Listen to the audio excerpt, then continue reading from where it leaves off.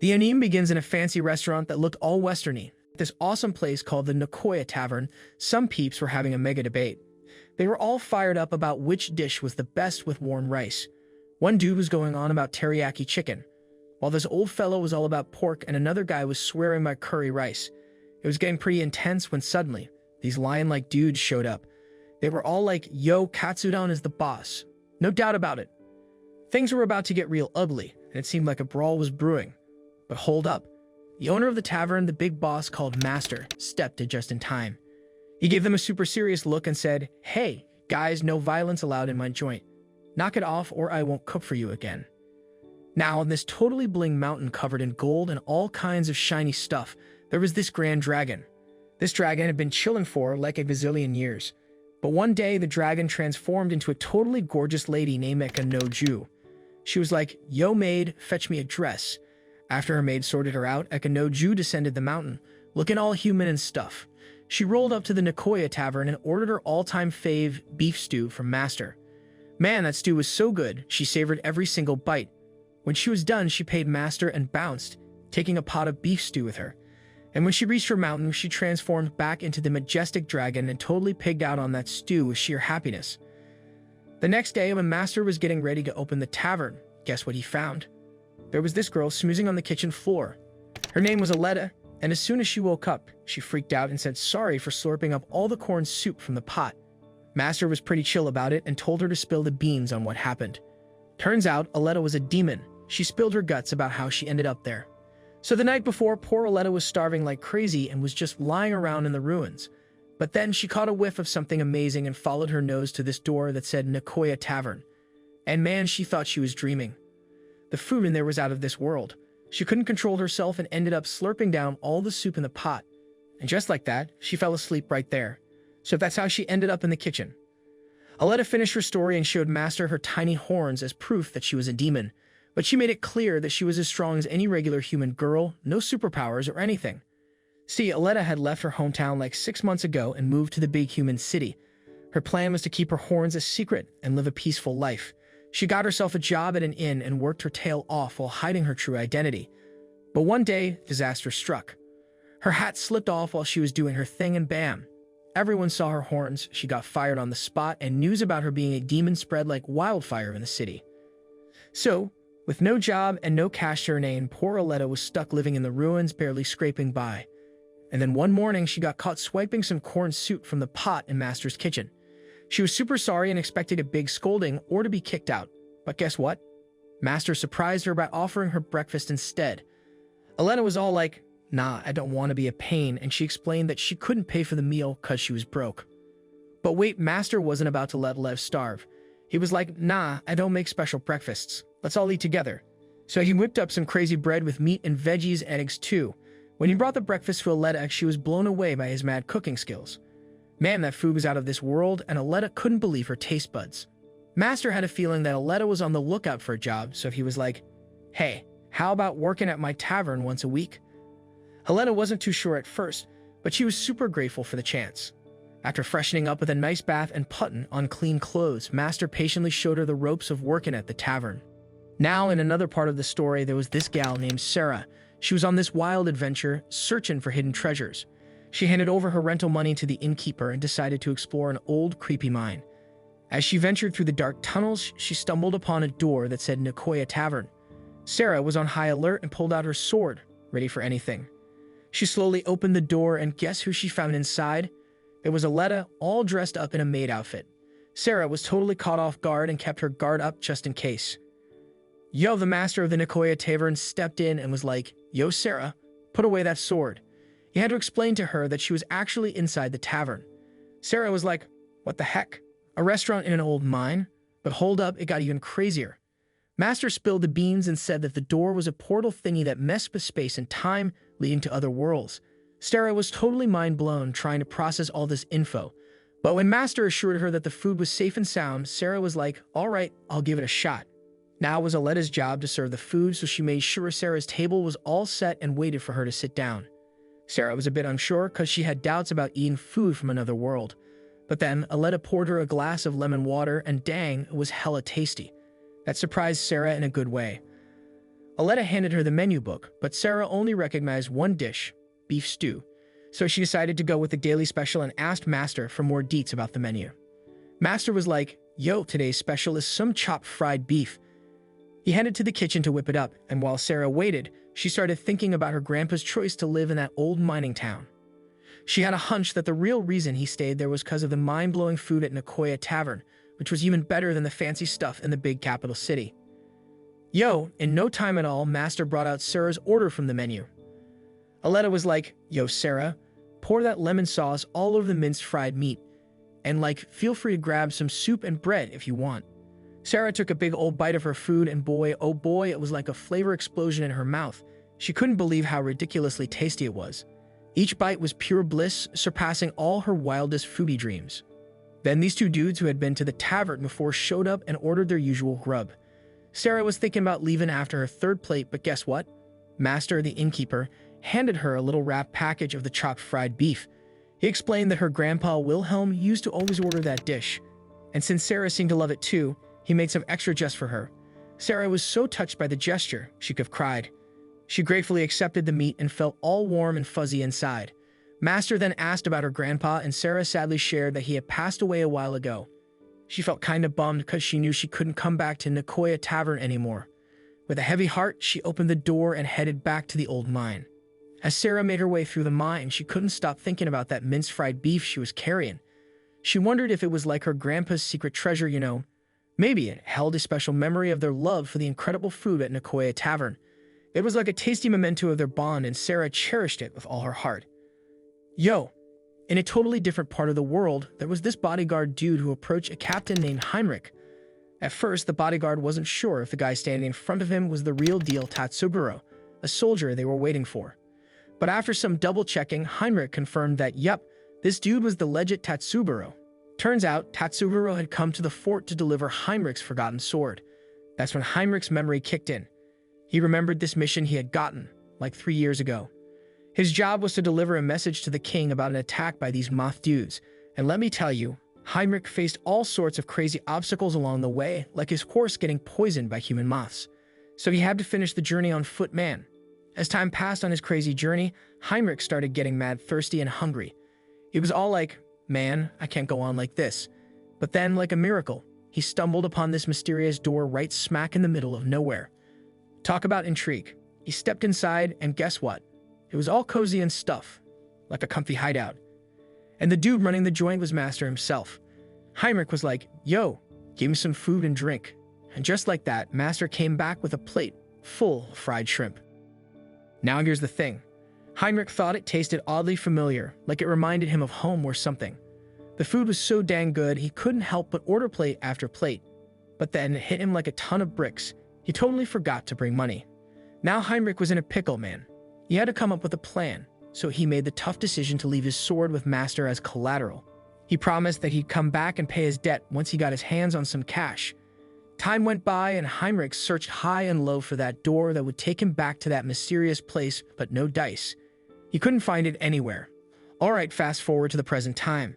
Tatsuguro spilled the beans to Heinrich that the magical door only popped up once a week. And guess what? Tomorrow was Saturday, which meant it was door day. Tatsuguro invited Heinrich to join him in heading back to that mysterious place. Well, you can bet your boots that Heinrich was super stoked about the whole thing, and he eagerly accepted the invitation. Now at the Nekoya Tavern, Sarah and Aletta were caught off guard by Heinrich's sudden appearance. He just ordered some fried shrimp from Master, who gave him a warm welcome back to the tavern. Heinrich was all smiles and couldn't contain his joy about being back at the place that had left such a huge impression on him. One fine day, Master decided to surprise Aletta with a dish that wasn't on the regular menu. He whipped up some pasta mixed with this special night sauce, and let me tell you, it was a taste sensation. Aletta was so pleasantly surprised by how delicious it was. She was like, "Yo, Master, put this on the menu, man." And guess what name she came up with? Night pasta. It was such a rad idea that Master was totally on board with it. He considered adding it to the menu, thanks to Aletta's genius suggestion. Meanwhile, in some other place, there was this old dude named Thomas Alfeed. He invited his grandson, Sirius Alfeed, on a trip to the legendary Nekoya Tavern. But hold up, Sirius wasn't so sure about it. He was all like, "Yo, Grandpa, what if it's dangerous there?" But Thomas had a solid reason. Turns out, Alfred's company owed a debt to the tavern so it was super important for them to pay a visit. When they finally reached the tavern, Aletta gave Thomas and Sirius a super warm welcome. And word got to Master that they had arrived, so he was like, "Yo, find a seat, guys." Master made him feel right at home, and Sirius couldn't help but be amazed by all the funky furniture and cool decor in the place. He was checking out every little object around him, totally fascinated. Now in a different world, yeah, things were getting pretty wild. Aletta brought over steaming cups of coffee to Thomas and Sirius, who were chilling at a table in Nekoya Tavern. And you know who joined them? Master himself. He brought payment for the raw materials that Thomas had brought along. And let me tell you, Sirius was blown away by the amount they received.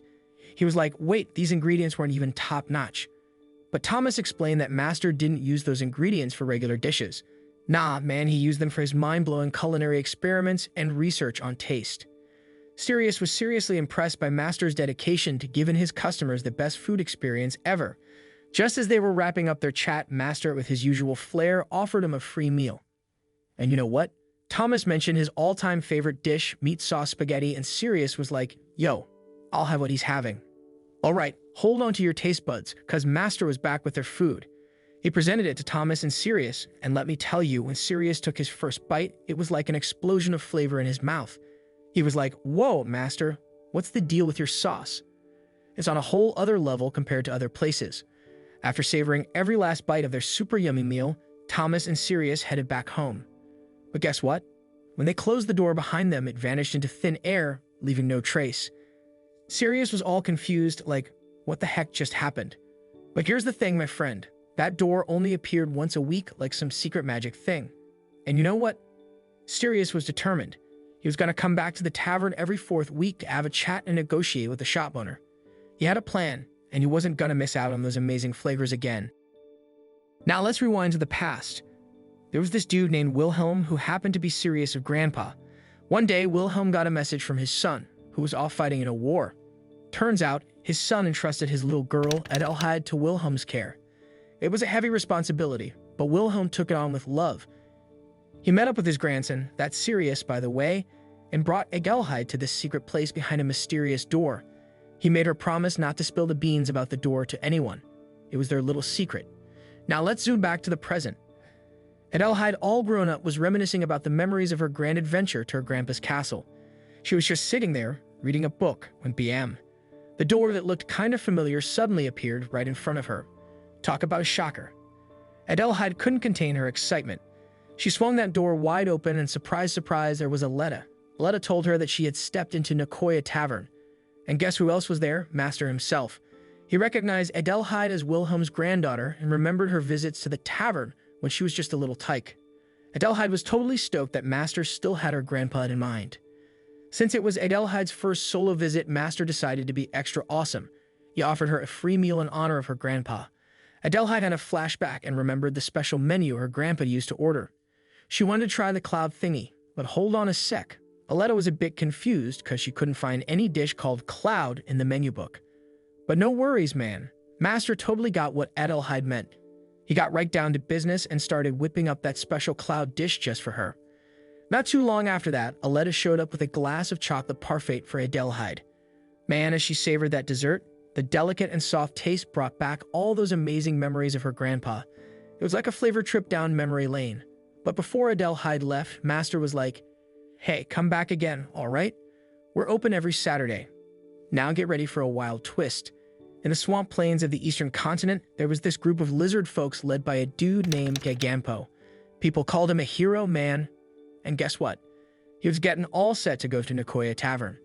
It was the place where he could score some out-of-this-world grub. So he cleaned off all that mud from his body, put on his gear, and set off with his lizard crew to the altar where the tavern door would appear. Oh, and get this, his buddies even gave him money to buy food. Talk about trust. When Gagampo finally arrived at Nekoya Tavern, Aletta greeted him and told him to find a seat. He was all about that omelet rice, man, so he ordered a huge portion for himself and even got 3 more to take home. And let me tell you, when that food hit the table, Gagampo was in taste bud heaven. He couldn't help but remember those good old days when he and his swamp-dwelling lizard pals tried to make egg rice with crocodile eggs. But no matter what they did, it never reached the same level of tender deliciousness as Master's egg rice. Gagampo was so hooked that he ordered another serving for himself. And get this, after 3 whole years of enjoying that food, he still got immense pleasure with every single bite. Once he cleaned up his plate of egg rice, Master magically appeared with 3 big packs of omelet rice that Gagampo had ordered to take home. Gagampo paid up with a bag full of gold and bronze coins and then headed out through the door, which immediately welcomed another lizard dude. Here's where it gets even crazier. Gagampo took the egg rice he brought home and sliced it up. His lizard crew gathered round, all eager to try the different flavors of omelet egg rice. They had options like minced meat, smoked meat with cheese, and even a sweet cream with shrimp variety. Each lizard human picked their favorite and dug in, wagging their tails like crazy as they chomped down on that insanely delicious meal. Let's shift the focus to the tavern. Master spotted this girl named Fardania and thought, hey, I wonder what she thinks about my food.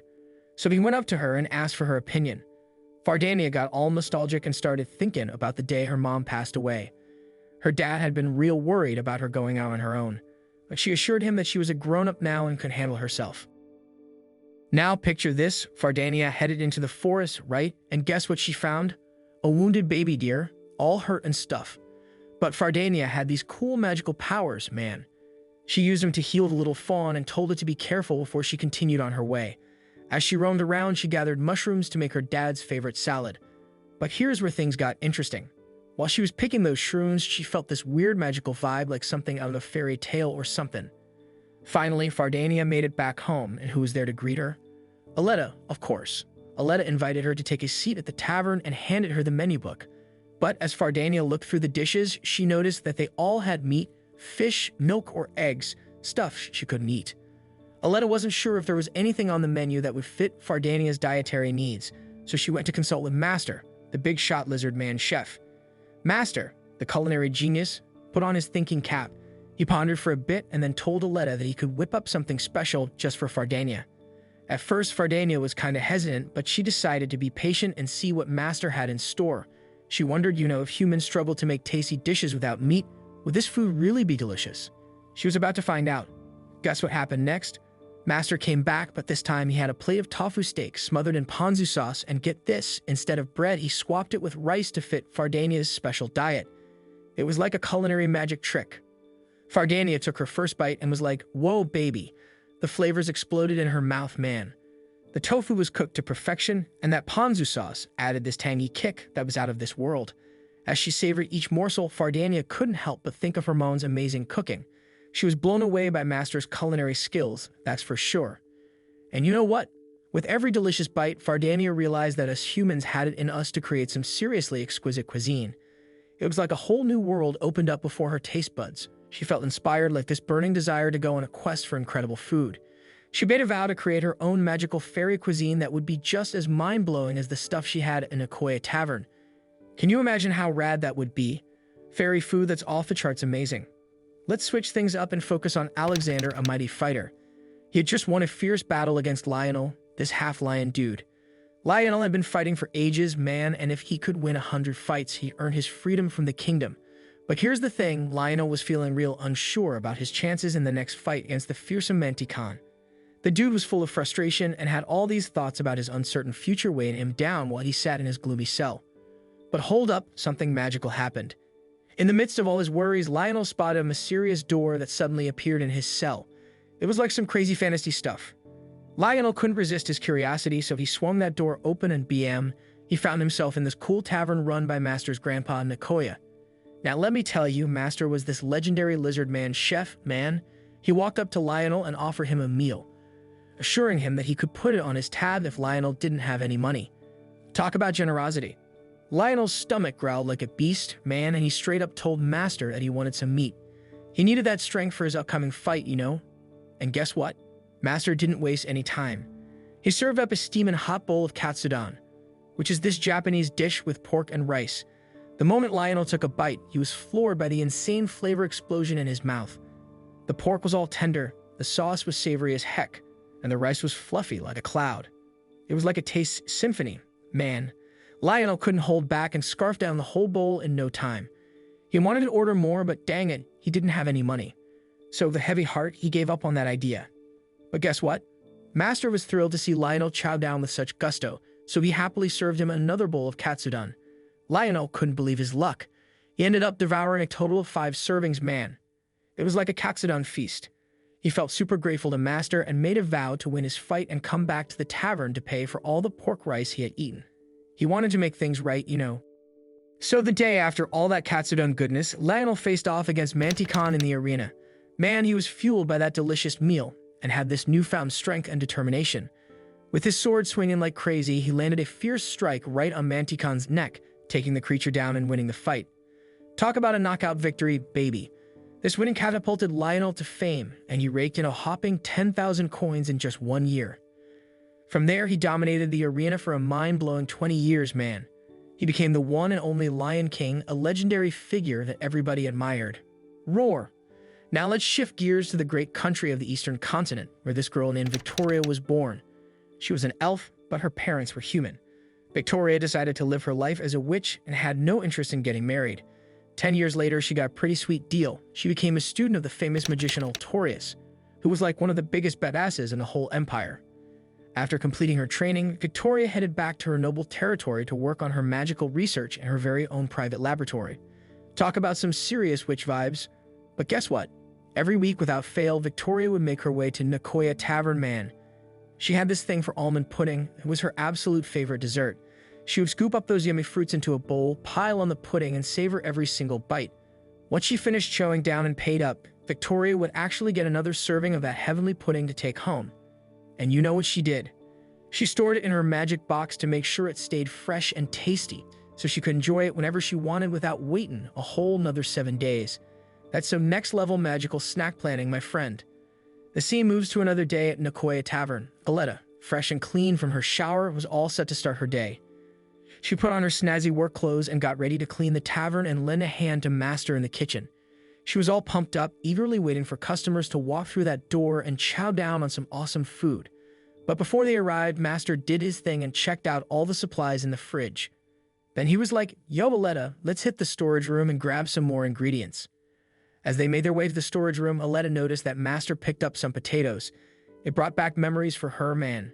She remembered those tough times when she was hella hungry and could only afford to eat potatoes. But check this out, when Master noticed the look on her face, he dropped some wisdom on her. He was like, "In my world, potatoes are the only thing that tastes like potatoes. Can you believe it? Mind-blowing potato knowledge, dude." And then Master straight up asked Aletta if she wasn't a fan of potatoes. Quick as lightning, Aletta denied it, explaining that she just had trouble cooking him up into a delicious meal. No potato hate here. But hold up, guess who showed up next?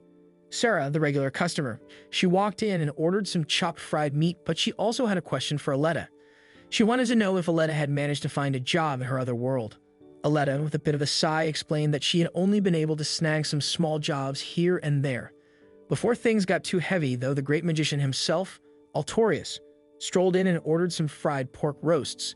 Sarah, always the voice of reason, reminded everyone to focus on their orders and get to work. And work they did. Master got into his groove, preparing all the dishes that the customers had ordered. The tavern started to fill up with even more peeps, man. And you know what happened? They all got into this friendly debate about which dish was the absolute best. Each person was convinced that their choice was the ultimate winner. Aletta, being the peacemaker, tried to step in and get everyone to chill, but whoopsie-daisy, she ended up getting scolded for interrupting. But don't worry, the story doesn't end there. Altorius and Tatsuguro, these cool cats, decided to step up and drop some knowledge bombs on the arguing folks. They reminded everyone that they came to the tavern to enjoy the food, not to get into heated debates. They were like, "Yo, arguing ain't gonna make the food taste any better." And you know what? Sarah and Heinrich, the ones who were bickering, finally saw the light. They realized that everyone's got their own personal preferences when it comes to food, man. It's all about respecting those taste buds, dude.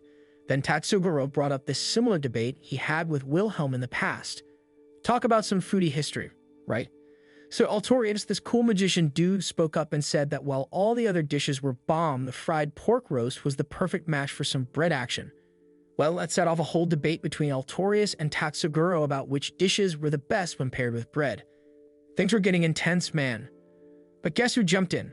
It was our buddy Lionel, the dude who had enjoyed his meal earlier. He declared that pork rice was the absolute top-notch food in Nekoya Tavern. Boom. And just when things were heating up in the debate zone, we got a new customer entering the scene.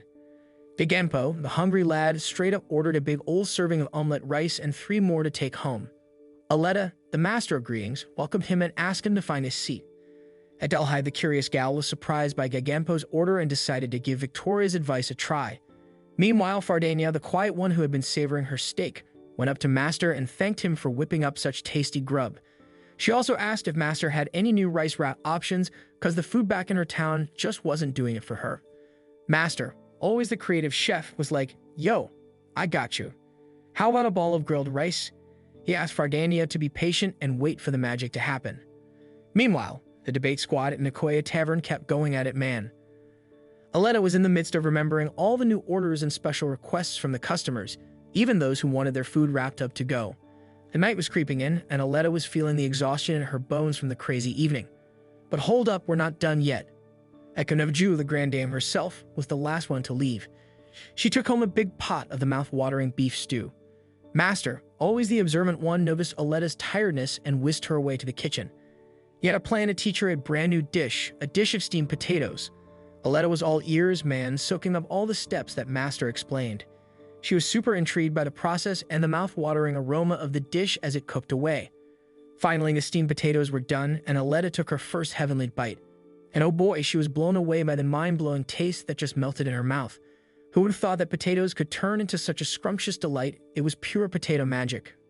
Picture this: 20 years ago in a faraway land, Flugel was leading a convoy of merchant ships to the Western Hemisphere. Everything was going smooth until bam. Out of nowhere, a ginormous kraken attacked them. Oh, the chaos, the mayhem. But Flugel, being the badass that he is, showed off his mad skills and saved all the merchant ships from becoming kraken chow. However, his own ship took a beating and ended up stranded on a remote island. Talk about being marooned, man. Now for the next 20 years, Flugel was all alone on that island, channeling his inner survival expert. He hunted for food like a boss, catching whatever critters he could find just to keep his belly from growling too loudly. But here's the thing, he never lost hope. Not once. Flugel believed that one day his ticket off the island would arrive. And guess what? After 2 whole decades of being a castaway, a rescue ship finally sailed in and scooped him up. No more lonely island vibes for Flugel. But hold on, here comes the juicy part. As Flugel prepared to bid farewell to that island where the mystical door to Nekoya Tavern was located, he couldn't shake off a twinge of reluctance. You see, during his time at the tavern, he had crossed paths with Heinrich, the Night Duke himself. That left a mark, man. So Flugel made up his mind. He decided to embark on a journey to the Duke's territory in hopes of finding another one of those magical doors that would lead him straight to Nekoya Tavern. 3 months had passed since Flugel arrived at the Duke's place, and guess what? He found that magical door to Nekoya Tavern once again. Woohoo! Flugel wasted 0 time and immediately ordered his go-to dish, rice curry. Oh, the nostalgia. Aletta, the ever-efficient waitress, served it up in a jiffy. As Flugel took that first heavenly bite, he was transported back to his days on that crazy island, fighting off monsters left and right. Rice curry had been his rock, his savior, during those tough times. But wait, hold up. Altorius, the magician extraordinaire, had something to say about Flugel's undying love for rice curry. He suggested trying the fried pork roast instead. Well, Flugel wasn't having any of that. He was a rice curry devotee through and through, no substitutions allowed. Then, like a knight in his chef's hat, Master himself approached Flugel with an offer he couldn't refuse. A brand new creation, a chicken curry rice. You see, some customers wanted a non-pork option, so Master whipped up this chicken extravaganza just for them. Now Master, being the humble chef that he is, approached Flugel slightly worried that the curry might be too spicy or different from what he was used to. But guess what? Flugel reassured him that it was out of this world delicious and even asked for seconds. That's right, folks, Flugel couldn't get enough of that chicken curry goodness. And just when you thought things couldn't get any crazier, guess who strolled into the tavern? A dragon girl named Kuro. But here's the mind-blowing part. Kuro used her magical powers to create an outfit that matched Aletta's. Well, folks. Flugel, being the generous soul that he is, was so impressed by Kuro's magical transformation that he decided to treat her to some scrumptious chicken curry. He went straight to Master, the big cheese of the tavern, and requested a plate of that lip-smacking dish for Kuro. And guess what? Flugel even offered to foot the bill. What a guy. Aletta, our trusty waitress, whisked over a piping hot plate of chicken curry rice for Flugel and Kuro. Now pay close attention because this is where the magic happens. Kuro, with her big curious eyes, watched Flugel as he poured that luscious curry broth all over the rice. And you know what? She copied him every move, every pour. When she took that first heavenly bite, her taste buds went bonkers. Flavors exploded in her mouth, and Kuro couldn't believe how delicious it was. She gobbled up that meal with pure joy, and Flugel happily joined in, slurping up every last drop of the broth. But hold on tight, because the fun doesn't stop there. Both Flugel and Kuro, now curry enthusiasts, asked Aletta for seconds. Flugel insisted on paying for all of Kuro's meals and encouraged her to eat until her tummy was fit to burst. Aletta, being the lightning-fast food bringer that she is, swiftly brought another plate of that fragrant, flavor-packed chicken curry rice. And you know what Kuro did? She piled that plate sky-high with rice, ready to conquer another curry feast. But wait, hold your horses. Akinoju, another regular at Nekoya Tavern, entered the scene. And guess what?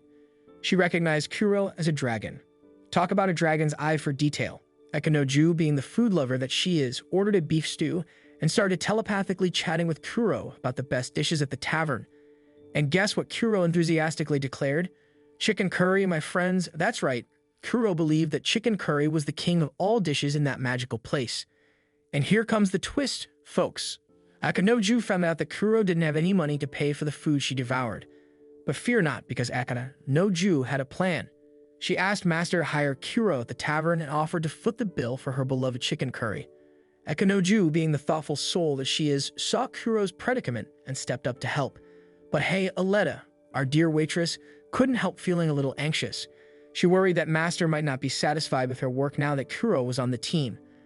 Oh, the suspense. Picture this, my friends. One day, Rocky, a young lad with a fishing rod in hand, was minding his own business out at sea when a monstrous storm hit him like a wave. Oh no, it looked like Ruke was a goner. But wait, hold your breath, because out of the depths of the sea, a mermaid named Arut emerged. She swooped in and saved Rocky from a watery grave, bringing him to her boat and calming those wild waves by praying to the mighty water god. Talk about a close call. Rocky, now safe and sound, couldn't contain his gratitude towards Arut. He asked her how he could ever repay her kindness. And you know what Arut, a mermaid with a heart of gold, asked for? Just 10 shiny silver coins. Curious and intrigued, Rocky agreed, and they set a date to meet again on Saturday. Oh, what could this mysterious encounter hold? Saturday arrived, my friends, and Arut whisked Rokai away to an uninhabited island. But hold your seahorses, because this is where things get real interesting. Arut, with her enchanting ways, pleaded with the almighty blue god, and voila! She obtained a pair of dragon legs. Yes, you heard it right, dragon legs. Then, with a mischievous twinkle in her eyes, she led Rokai into a magical forest. Now brace yourselves, because right there, hidden amongst the trees, stood a peculiar door. Rukey's eyes bulged out of his head at the sight of it. But wait, my dear friends, Arut couldn't contain her excitement. She grabbed Rukey's hand and whisked him right through that door. And guess where they ended up? You got it.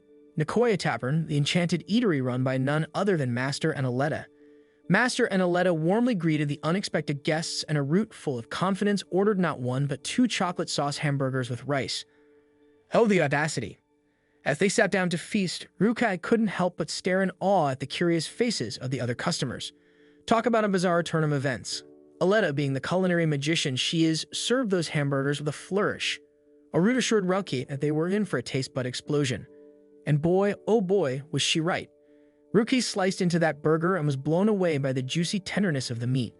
Following Arut's advice, you mixed the meat with eggs and devoured it faster than you can say hocus pocus. The flavor dance in his mouth was out of this world. You wanted more? Oh yes, he did. But Arut explained that they only had 10 silver coins to their name. Well, worry not, because Rocky, feeling grateful for this extraordinary experience, assured her that he would treat her to more delicious delights. As the sun set over the beach, Rocky and Arut sat side by side, chatting and laughing about all sorts of things. They made a pact to return to Nekoya Tavern the following Saturday, eager for another adventure filled with mouth-watering food and delightful company.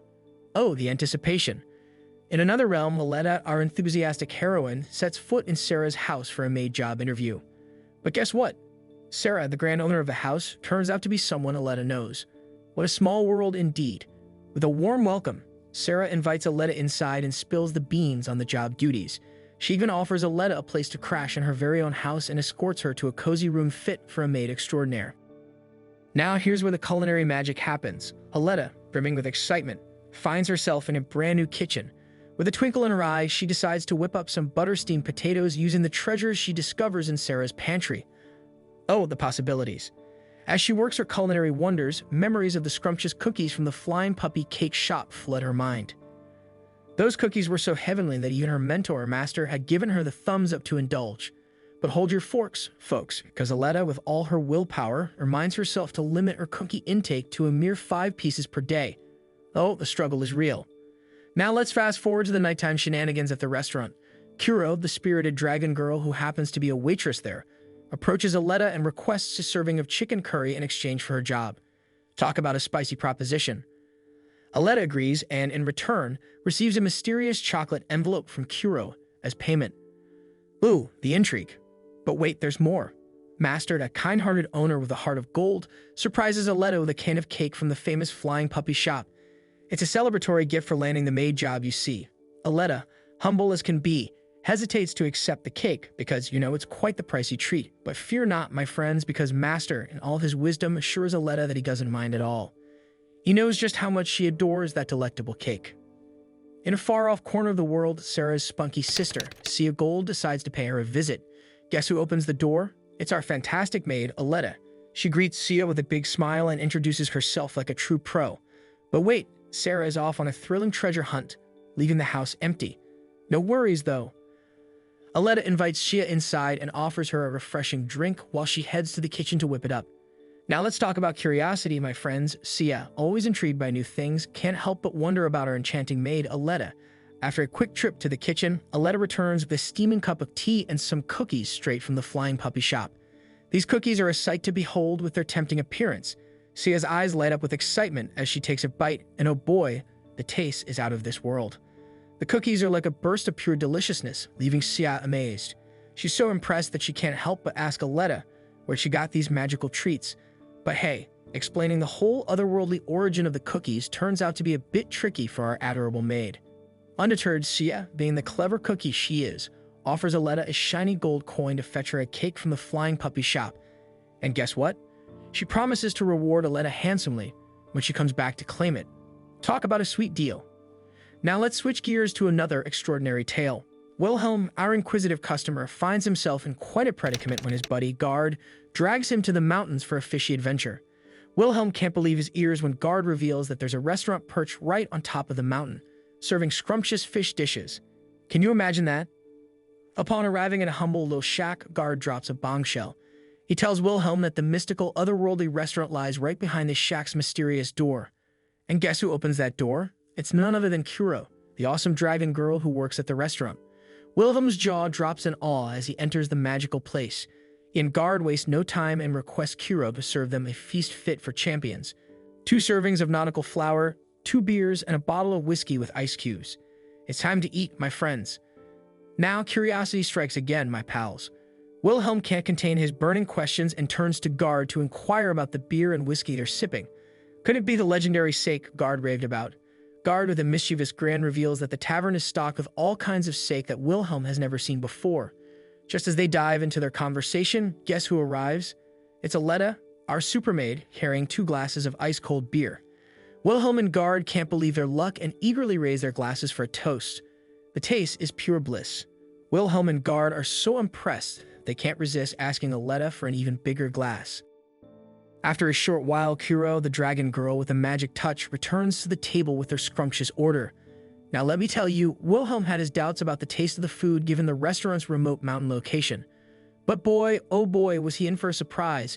He takes a bite of the flour-wrapped fish, and his taste buds explode with delight. It's like a flavor party in his mouth. And that's not all, my friends. The fried squid and fried shells are equally incredible. Crunch, crunch, crunch. Wilhelm can't stop himself, and before he knows it, his plate is clean as a whistle. But wait, what's this? Gard, that sneaky rascal, is enjoying his food with tartar sauce. Why didn't he mention it earlier? Wilhelm can't help but feel a tad frustrated, but hey, no worries. He quickly calls over Aletta, our marvelous maid, and asks for 3 more servings of the heavenly dish, along with another glass of beer. That's how you do it, my friends. Eat your heart's content. While waiting for their next mouth-watering batch of food, Wilhelm and Gard take a sip of their whiskey and dive into a spirited conversation about sake from all corners of the world. They're like connoisseurs discussing the flavors, the aromas, and the traditions behind each unique sake. It's a boozy adventure for the ages, and hey, they even make plans to visit Nekoya Tavern together again in the future. A toast to friendship and good food. Now brace yourselves for a surprising twist, my pals. As Wilhelm and Guard bid farewell to the beloved tavern and return to their humble shack, Wilhelm has a revelation. It hits him like a bolt of lightning. This whole experience, it wasn't just a dream. Oh no, it was as real as can be. Determined to keep the memory alive, Wilhelm decides to spruce up the shack. He rolls up his sleeves and starts repairing it, turning it into a cozy haven. But that's not all, my friends. He goes the extra mile and builds an iron door to protect the entrance to Nekoya Tavern. One fine day, Sharif and his mischievous sister Rana decide to pay a visit to this magical place. Little did they know that their hearts were about to get tangled in a web of romance. Rana, the sly fox, notices Sharif's love-struck gaze as Adelheid, the girl of his dreams, leaves the tavern. Oh, how smitten he is! Lost in his own world of fascination, Sharif falls silent, unable to find the right words. Back in their sandy homeland, Sharif and Rana hatch a plan to approach Adelheid, and let me tell you, Rana teases her poor brother relentlessly, urging him to make his move before it's too late. Now brace yourselves for their second visit to the tavern, my pals. Rana, with her eyes wide open like a hawk, orders a cool and refreshing melon soda ice cream, while Sharif, in an attempt to be sophisticated, opts for a coffee soda ice cream. Rana keeps her eagle eyes peeled, hoping to catch a glimpse of Adelheid, but alas, she's nowhere to be seen. Just when disappointment starts to creep in, Aletta, the tavern's delightful server, arrives with their orders. Oh, the colors. Rana is mesmerized by the beautiful hue of her drink, and with great anticipation, she takes a spoonful of the ice cream. As for poor Sharif, who despises the bitter taste of coffee, he crinkles his nose in distaste. But fear not, my friends, for Rana's drink is a sweet symphony of melon soda and creamy goodness. But wait, there's a twist in this tale of love. The door swings open, and who walks in but Adelheid herself like a vision. Rana can hardly contain her excitement and greets Adelheid warmly. And what does she do next? She slyly suggests that shy Sharif join in on the greeting, which he does with a bashful smile. Rana then extends an invitation to Adelheid, urging her to join them and share tales of her empire. Adelheid, with a twinkle in her eye, agrees and orders a delectable chocolate parfait. As her drink starts to run low, Rana, ever the strategist, orders an ice cream cola, while Sharif, gathering his courage, chooses a Vienna coffee. Rana discreetly steals glances at the two, secretly hoping that love will bloom in their little circle. Meanwhile, in the land of flowers, Princess Tiana Silverio was faced with a puzzling situation. Her trusty bodyguard reported the sighting of mysterious doors, and being the brave princess she was, Tiana decided to investigate. With a flick of her magic wand, she summoned the guard and instructed them to open the door. Oh, the excitement was brewing. Determined to uncover the secrets beyond the door, Tiana gathered her fairy troops and prepared for the grand adventure. She left her commander behind to keep watch and bravely stepped through the portal. And what did she find on the other side? A magical, otherworldly restaurant shrouded in wonder and delicious aromas. It was a sight to behold. As Tiana explored the enchanting place, she spotted Victoria, a talented witch, and rushed over to inquire about the restaurant's mysteries. Victoria explained that the restaurant was connected through a mystical door, and that the legendary master was the culinary wizard behind it all. But Tiana had doubts, wondering if the food would truly be as fantastic as they claimed. Fear not, my friends, for Victoria quickly reassured Tiana that the food at the tavern was absolutely amazing. Just as she said those words, Aletta, the tavern server, arrived with a tray of delectable delights. With skillful precision, she cut the food into bite-sized pieces, making it easy for Tiana and her fairy companions to enjoy. Now Tiana, being a cautious princess, decided to taste the food first, just in case of any trickery. She took a bite of the skin cream and fruit, and oh, what a revelation. The explosion of flavors danced upon her taste buds, bringing a smile to her face. With her seal of approval, Tiana happily shared the feast with her fairy friends, who eagerly joined in the culinary celebration. Filled with gratitude, Tiana wanted to express her thanks to Victoria, and what better gift than a precious flower seedling. Victoria was touched by the princess's kind gesture and insisted on paying for Tiana's meal. But our princess, being generous and humble, declined the offer with a wave of her hand. Just then, Master himself appeared, and Tiana couldn't help but shower him with praise for his culinary talents. Curiosity still burning within her, Tiana asked Master about the appearance of the door in her beloved flower country. To her surprise, Master had no clue about its origins and apologized if it caused any trouble. But Tiana, being the adventurous soul she was, wasn't bothered at all. In fact, she expressed her eagerness to return to the tavern, and Victoria shared the secret that the door only revealed itself on Saturdays. A few months had passed, and the people of the flower country were buzzing with excitement as they gathered at Nekoya Tavern. Oh, how they longed for another extraordinary feast at the otherworldly restaurant. Princess Tiana, being the adventurous soul she was, commanded her guards to swing open the magical door, and the crowd eagerly stepped through, their tummies rumbling with anticipation. Meanwhile, Fardania, who had received a letter from her dear old dad, paid a visit to the renowned researcher Christian. In the letter, her father mentioned their escapades in the human world alongside Christian, who was not only a culinary researcher, but also a fan of fancy food. According to the letter, Fardania was supposed to use her telepathic powers to contact Christian upon reaching a specific tree and ask him to remove a barrier. But our brave Fardania, always one to rely on her own abilities, decided to break through the barrier with her own magical might, zapping her way into the city. With a little guidance from a friendly local, she found Christian's house in no time, where a warm welcome awaited her. Christian, impressed by Fardania's barrier-breaking skills, couldn't help but praise her. They engaged in a conversation discussing the pungent odor emanating from his experiment with fermenting elk nuts. At first, Fardania was skeptical, but Christian assured her that he had already tasted the peculiar beans. As their chat continued, they stumbled upon a fascinating topic: the secret door. Fardania learned that Christian had experienced the delights of the fermented beans at Nekoya Tavern. Well, it got their taste buds tingling. They decided to embark on a culinary journey together and ordered 2 servings of Natto spaghetti, holding the eggs. With their order placed, Aletta, the ever-friendly server at Nekoya Tavern, asked for a moment as she disappeared into the kitchen. Soon enough, she emerged, triumphantly carrying their plates of Natto spaghetti. Fardania's eyes widened with awe as she beheld the curious combination of noodles and natto, despite its rather distinct smell.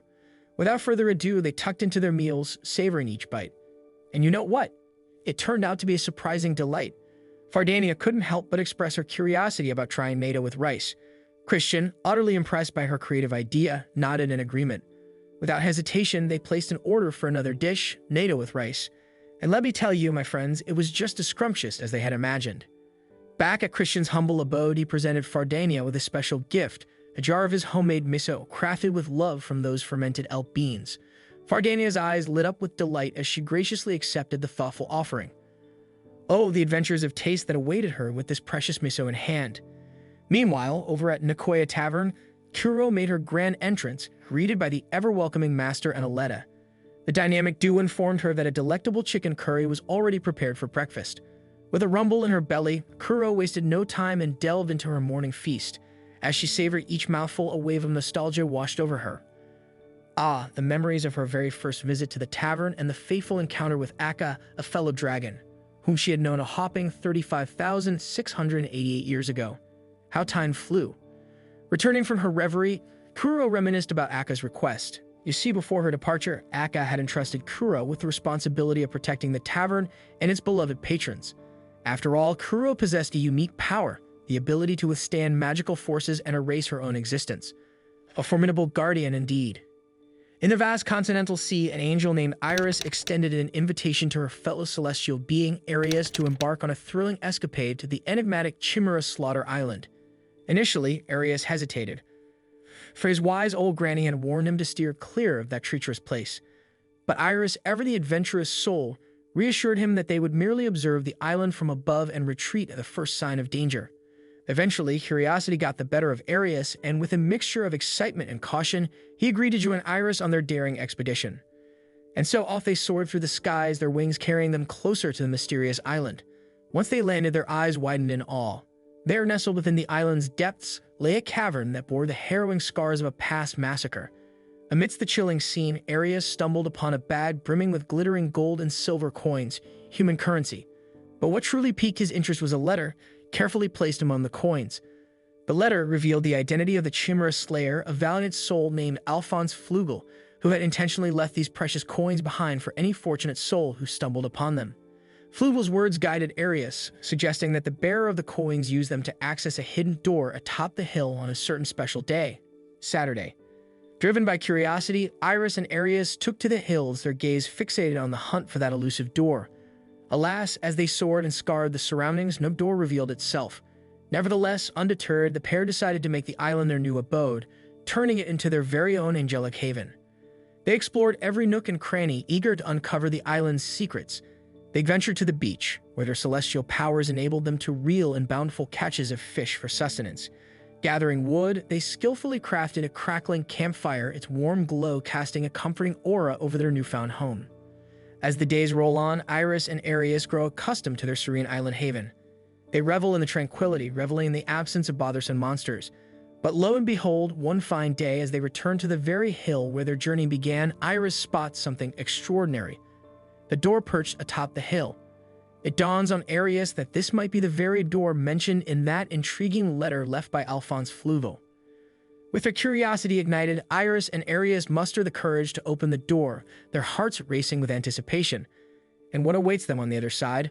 Why, it's none other than Aletta herself, the spirited emissary from Nekoya Tavern, the legendary otherworldly restaurant.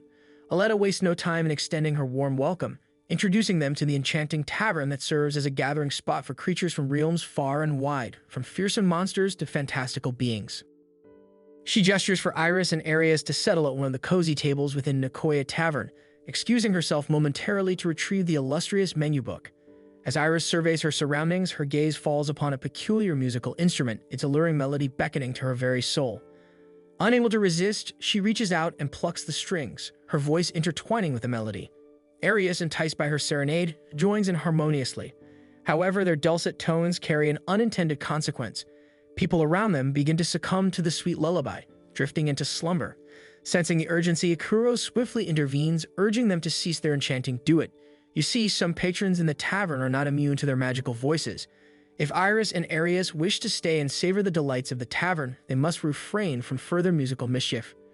Intrigued by Kuro's ability to communicate through telepathy, Arius delves deeper, seeking to understand her unique talent. With a twinkle in her eyes, Kuro explains how she can project her thoughts directly into their minds. Understanding the need for caution in this unfamiliar realm, Iris and Arius nod in agreement, vowing to tread carefully with their angelic powers. As Iris and Arius peruse the menu, a touch of uncertainty lingers in their minds. Just as they begin to contemplate their choices, Aletta returns, brimming with enthusiasm, ready to assist. She graciously offers to consult with the tavern's revered master, seeking a recommendation tailored to their tastes. The moment Aletta discovers their fondness for raw fish, her eyes widen with surprise. She swiftly relays this revelation to Master through her telepathic prowess. After a brief exchange, Aletta returns with a smile, bearing the exciting news that Master has prepared a tantalizing dish of carpaccio tuna just for them. With anticipation mounting, the dish is presented before Iris and Arius. As they take their first bite, they are swept away by an explosion of flavors, delicate, succulent, and utterly divine. The raw fish practically melts in their mouths, each morsel a heavenly delight. They relish each delectable bite, savoring this extraordinary culinary experience. When the tavern bids adieu for the night, Master delights them with a surprise, fragrant curried bread fried to perfection. They savor the comforting warmth of this savory treat, relishing every mouth-watering bite. And what's more, a plate of chicken curry rice awaits them, further tantalizing their taste buds. Kuro, her curiosity piqued by the irresistible aroma, can't resist taking a nibble of the delectable bread. On the much-awaited Saturday, Aletta breezes into Nekoya Tavern, her senses tingling with anticipation. But oh, what's that delightful aroma wafting through the air? It's a scent she's never encountered before. Curiosity piqued, she turns to Master for an explanation. With a mischievous grin, Master reveals that today is a special day of meaty wonders. A carnivorous extravaganza. He has even replaced the beloved missa with a scrumptious pork soup that will grace their dinner menu. Aletta's taste buds tingle in excitement, but alas, she must exercise patience, for this savory delight is reserved for later feasting. And in strolls Kuro, her arrival signaling the beginning of a new culinary adventure. Master wastes no time summoning both Aletta and Kuro to don their kitchen attire. They are about to embark on breakfast like no other, an intimate lesson in the art of gastronomy under Master's expert guidance. Aletta's heart swells with excitement as she eagerly follows Master's every instruction, ready to soak up his culinary wisdom like a sponge. Meanwhile, in a realm beyond our own, Alexander reunites with his longtime pal, Altorius. As they catch up, Alexander can't help but remark on the subtle signs of aging etched upon Altorius' face. Intrigued by the notion of an otherworldly restaurant, Alexander voices his desire to experience its wonders firsthand. Much to his delight, Altorius agrees to be his guide, promising an enchanting journey into the realm of culinary delights. With anticipation swirling in the air, they set their sights on an afternoon of Epicurean exploration. Back at the lively Nekoya Tavern, the air is thick with mouth-watering aromas and the clatter of hungry customers. Lionel, with an appetite as big as a mountain, boldly orders not one, not two, but 3 hopping portions of chopped pork and pork soup. Aletta, the ever-diligent server, scurries off to the kitchen to relay the colossal order to Master, ensuring that he's aware of the Herculean task at hand. But that's not all. The The delightful Sarah, with her culinary desires in full swing, summons Aletta to her side and demands a delectable array of minced fried meat, sandwiches, rice, and of course, the precious pork soup. Meanwhile, a newly arrived Heinrich, his ears perked by the tantalizing menu, realizes with a spark of glee that it's none other than the legendary meat day, the day of the pork soup. With her hands full, Aletta dashes back and forth, delivering the orders to Sarah and Heinrich. But, oh no, she soon discovers that the rice supply is dwindling faster than a rabbit on roller skates. Panic sets in, but fear not. Master, the wise culinary wizard, comes to the rescue with a sage piece of advice. Use what we have, my dear Aletta, for the remaining rice, and I shall conjure up a fresh batch of the coveted pork soup. Aletta, ever the trusty apprentice, springs into action, lending her nimble fingers and nimble mind to the kitchen dance, assisting Master in the delicate ballet of rice preparation and order management. Before they know it, the steaming plates of delectable delights arrive at Sarah and Heinrich's table. The succulent pork dishes transport them back in time as the flavors dance upon their tongues, evoking memories of joy and warmth. Oh, what a delight! As the sun begins its descent, Altorius and Alexander, adventurers extraordinaire, venture into the mystical realm of Nekoya Tavern. Eager to satiate their growling bellies, they boldly place an order for the coveted fried pork waist croquettes, accompanied by 2 frosty bottles of beer and, of course, 2 steaming bowls of pork soup. Their eyes dart around the bustling tavern, taking in the sights and sounds. Kuro, the enigmatic girl, catches their attention, her presence emanating an air of danger. Altorius and Alexander, wise as they are, decide to steer clear of any potential trouble and keep their distance. Lo and behold, Aletta, the fairy of food, appears with their golden platter of croquettes and a prize beer. Alexander's eyes widen as he beholds the magnificent croquettes, their crispy exterior revealing tantalizing morsels of meat hidden within, a far cry from the mere potato-filled croquettes of the Empire. Eagerly, he sinks his teeth into the mouth-watering treat, his taste buds rejoicing in a symphony of flavors. Truly amazing, he exclaims, unable to contain his delight. Meanwhile, Aletta makes her way to Altorius, bearing the bowls of pork soup that he so fervently desires. Without skipping a beat, he requests 2 more servings of the savory elixir, for it is simply too good to resist. Altorius, with his keen eye for flavor, couldn't help but notice that Alexander was devouring his croquettes in their pure, unadulterated form.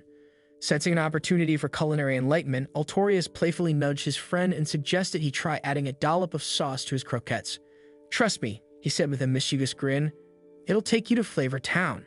Alexander, ever the adventurous soul, decided to heed his friend's advice. As he took a bite, a symphony of flavors exploded in his mouth, causing his taste buds to tango with delight. The sauce had transformed the croquettes into a heavenly delicacy, and Alexander savored each and every bite, relishing in the sheer deliciousness of it all. With the darkness of night enveloping the bustling Nekoya Tavern, the final notes of the day were sung and the doors closed. Master, the wise and gracious owner, gathered his loyal apprentices, Aletta and Kuro, and expressed his heartfelt appreciation for their hard work. Aletta, in her kind-hearted nature, couldn't help but express her concern about the free pork soup they had served to Altorius and Alexander, fearing the loss of revenue for the restaurant. But Master, wise beyond measure, reassured her with a twinkle in his eye. He shared a treasured belief passed down by his grandfather that true hospitality is measured not in money, but in the joy of serving others with delectable food. In a gesture of gratitude and celebration, Master extended a heartfelt invitation to Aletta and Kuro. He revealed his plans to prepare a legendary dish, the Japanese omelette rice, a specialty that showcased his culinary prowess. Aletta and Kuro, their hearts brimming with appreciation and excitement, eagerly accepted the invitation, cherishing the rare opportunity to savor a meal lovingly crafted by their skilled and generous master. Little did they know that this dinner would be a feast for the senses, a symphony of flavors that would weave a tale of culinary enchantment. The moral of the story is when you share your sauce, like adding a special flavor to your boring croquettes, you're not just being nice, you're turning everyday moments into something awesome. So remember, spread the sauce of kindness and watch how it magically transforms the world around you.